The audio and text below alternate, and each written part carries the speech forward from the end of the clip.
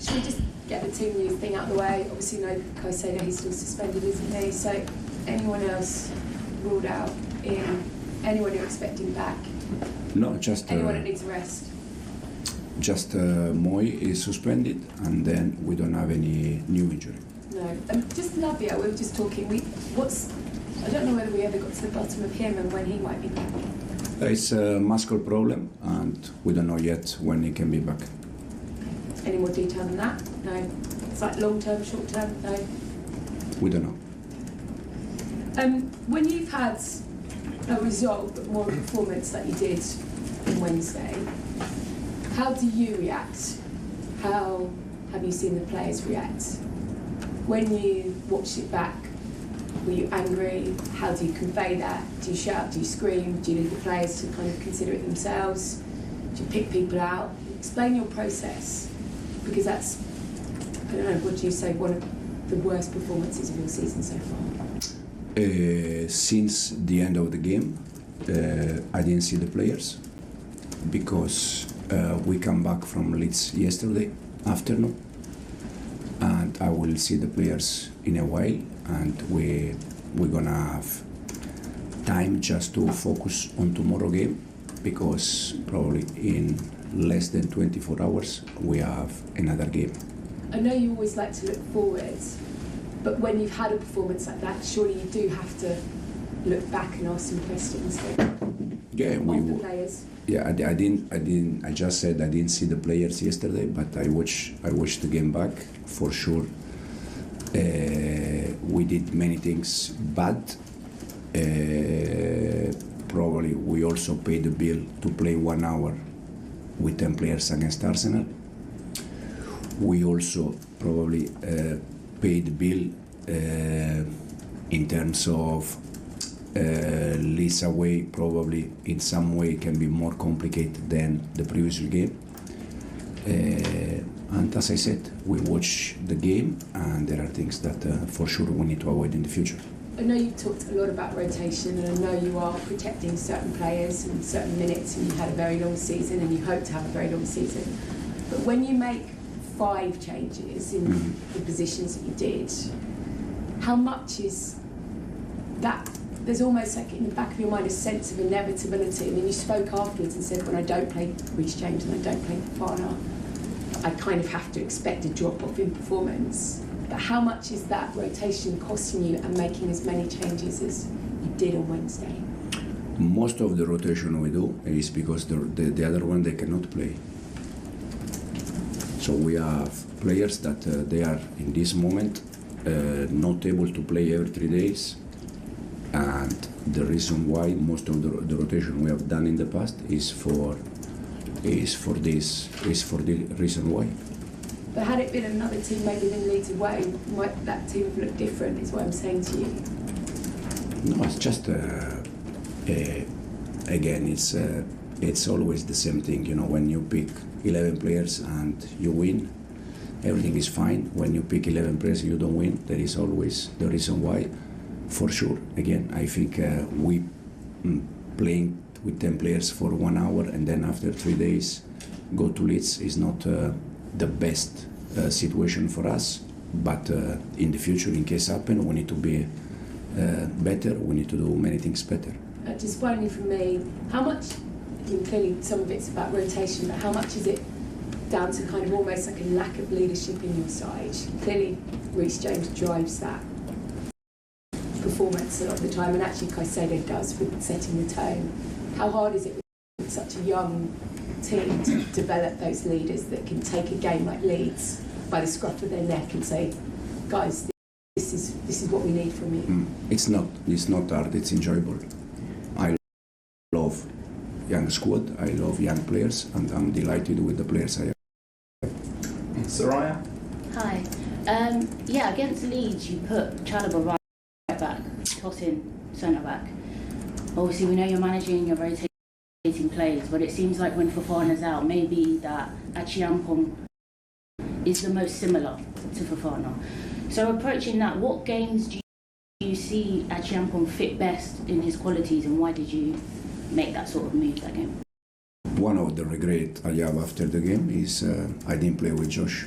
So the reason why we play with Trev, Tos and Benoit is because analyzing them, we saw that most of the time they were playing long ball for Calvert-Lewin, for Nemecha, and so we prefer, physicality, win aerial duels, but even with that, we lost most of them. Yeah, there's 3 points between 4th and 10th in the Premier League right now. It's very competitive. You've got Bournemouth next. They play very different to Leeds. They're more man-to-man. They have a higher press, so there should be more space for you. How hard is it though when you're playing against these teams where you like to hold possession, you said you like to have most of the ball, but you know that maybe balls higher up the pitch will maybe get you better results? How is that going to impact who you pick? I think Bournemouth will be a similar game to Leeds. That's why we need to be better.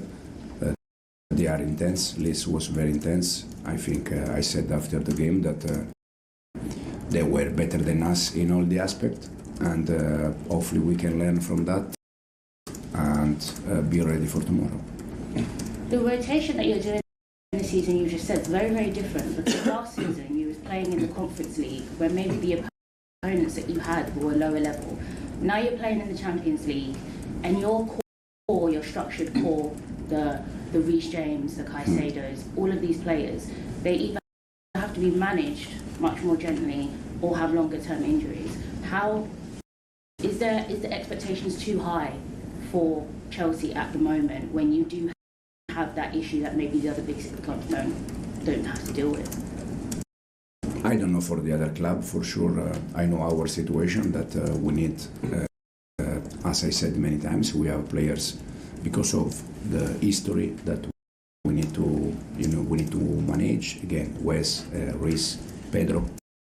We have 4 or 5 players. Romeo now is injured, but we have 4 or 5 players that, for their history, we need to protect, we need to manage. And I said many times that I would like to play all the game with Reece, with Pedro, with Moy, with these kind of players, even with Romeo. But it's not possible, so we try to find a different solution. Thanks, Soraya. John? Hi there. Were you surprised by the performance against Leeds, especially after Barcelona and Arsenal? Did you think those kind of performances, those kind of days had gone? I was very surprised about the performance, no doubt, because I expect more in general, in all the aspects. But also, again, when we prepare the game, we analyze all the small details. We were aware about Arsenal games to play with 10 players for 1 hour, making some rotation because we need to protect players. So we were ready. That probably in some moment we struggle, but not for the entire game. Do you think the balance is right? I mean, you're right. You've got a really good young side, talented side, but do you need more experience? I mean, should that be reflected in recruitment, and should it be going forward? That is what you need. You actually need some more experience to help the younger player, to help the side. Listen, we always talk about experience when we draw points. When we beat Barcelona, we beat Arsenal. When we beat Barcelona, we drew against Arsenal. No one was mentioned about experienced player. So again, I understand that when we don't win, we are always looking for the reason why. But I think the reason why we didn't win against Leeds is not because of the experience. It's because we were not good enough. With a young side, that this can happen because the side are young. But we have experienced players. Unfortunately, they were not inside the pitch. One because he's suspended, the other one because they are injured. So it's not. It's because in that moment, the ones that they have more experience, they were out. Who is the oldest one for us in the pitch? Yeah. Who was? Tosin. Did he play good? Tosin on in the week. Yeah. So it's not about experience. It's about that 11 players plus the one that they were inside, they were not good enough.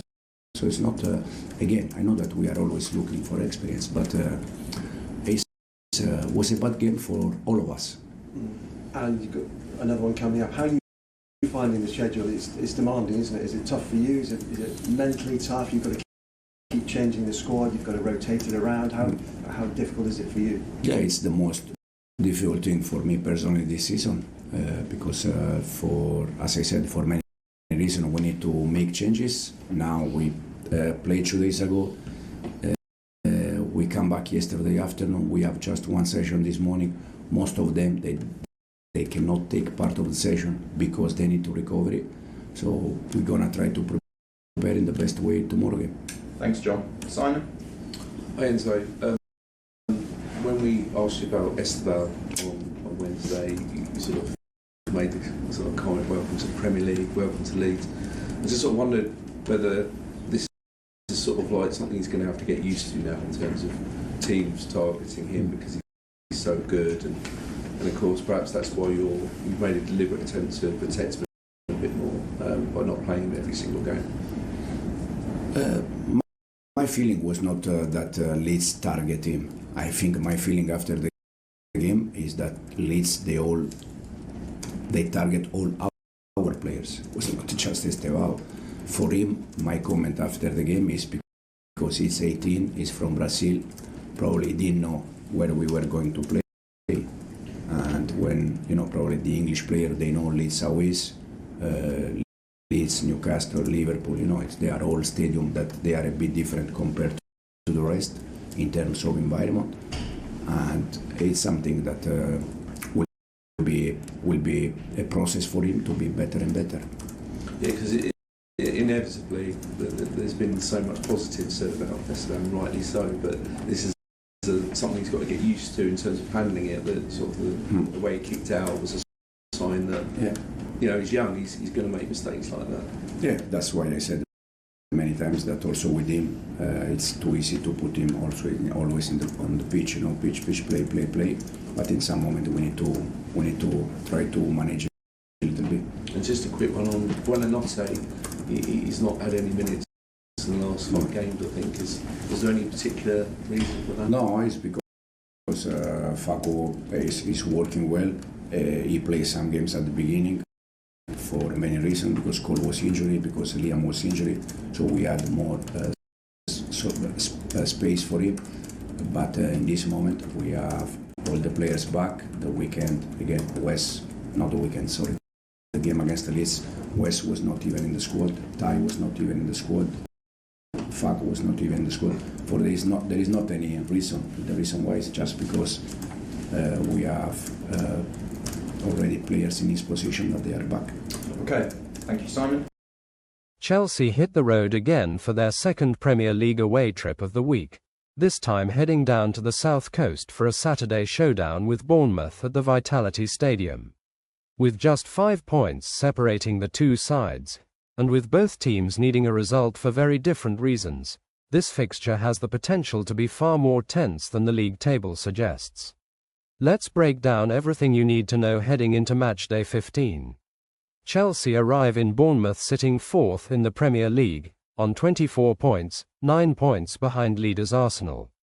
Meanwhile, Andoni Iraola's Bournemouth occupy 14th place, but they've earned 74% of their points at home, making the Vitality Stadium one of the trickiest grounds to visit this season.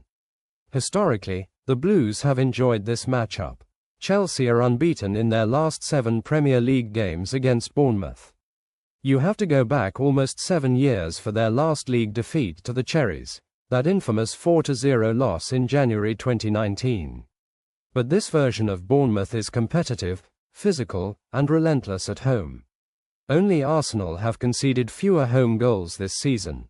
Head-to-head and form check. Across all competitions, Chelsea have the edge with 15 wins out of 23 meetings, but Bournemouth's biggest ever Premier League win remains that 4-0 hammering of Chelsea. A reminder that this fixture always has the potential to surprise. Chelsea's recent form, mixed. The 3-1 defeat to Leeds midweek was the club's first Premier League away loss since September, and it ended a streak of scoring first in 8 straight league matches. But one thing remains consistent: Chelsea always score. Maresca's men have found the net in 20 consecutive matches in all competitions, the longest active streak in the league. Pedro Neto has been the face of this resurgence. His 5 goals in 14 games make him Chelsea's leading scorer, and he's set to make his 50th Premier League appearance if selected. Defensively, Chelsea must tighten up. They have dropped 10 points from winning positions, while also accumulating one of the highest card counts in the league.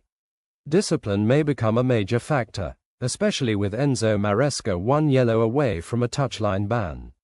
What about Bournemouth? Bournemouth head into this clash in poor form. They've lost 4 of their last 5 Premier League games, including a midweek defeat to Everton which ended their longest ever top-flight home unbeaten run. But at the Vitality Stadium, they're still strong. 4 wins, 2 draws, and just 1 loss at home this season, and defensively they've conceded only 5 times on their own patch. Antoine Semenyo is their key man with 6 league goals, while Justin Kluivert and Marcus Tavernier remain major threats from wide areas. Interestingly, Bournemouth's last match featured the youngest ever Premier League starting 11, averaging just 23 years of age. And with suspensions to Tyler Adams and Lewis Cook, plus Chelsea's Moses Caicedo still banned, squad depth will play a huge role. The numbers behind the match. Chelsea have the second most headed goals in the Premier League, 8. Brighton are the only team with more second-half goals than Chelsea. Bournemouth have lost only 2 of their last 13th of December league matches. They historically thrive this month. Bournemouth are unbeaten in 8 straight matches against London clubs. Andoni Iraola, he's never beaten Chelsea in his managerial career, 2 draws and 2 losses. Match official Michael Oliver will referee this fixture, the same official who oversaw Chelsea's 5-1 win at West Ham earlier this season. So what does all of this mean? Chelsea need a response after Wednesday's disappointment, but Bournemouth at the Vitality is no easy task, especially with a young, energetic squad desperate to snap their losing run. The Blues have the attacking firepower and the scoring consistency, but defensive lapses and discipline could be decisive. Another tight, intense Premier League battle awaits on the South Coast. This has been your Sport Lab match preview. Stay tuned for full post-match coverage, analysis, and reaction after the final whistle.